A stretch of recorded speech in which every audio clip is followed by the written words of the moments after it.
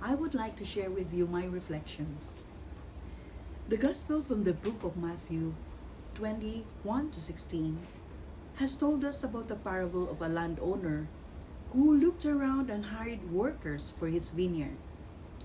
The area was so vast that he needs a lot of workers to till and cultivate his land. Then, at the end of the day, each worker was paid their wage. Though the workers did not work at the same time of the day, they were all equally paid in a day's work, a silver coin. Thus caused complaints from those who spent more time at work. Relating this to our lives, we as children of God are called to become workers of His vineyard. How do we become workers of God's vineyard? God gave each one of us opportunities in our lifetime. Opportunities like having a family to look after, a job to support our basic needs, and a community to grow up with. These opportunities were born out of God's love for us, and we should be faithful to it.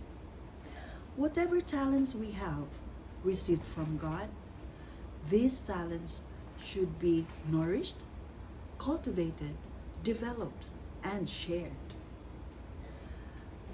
As social workers, we need to be always true to our tenets as enablers in the society. We are to take an active, conscientious, and responsible part to be worthy to be called true, valued social workers. Yes, it is very common that we sometimes, if not all the time, grumble when we are overloaded with work in our job. More so when we compare ourselves to others. When this comes to your mind, always think that you have a purpose. You are a worker of God's vineyard.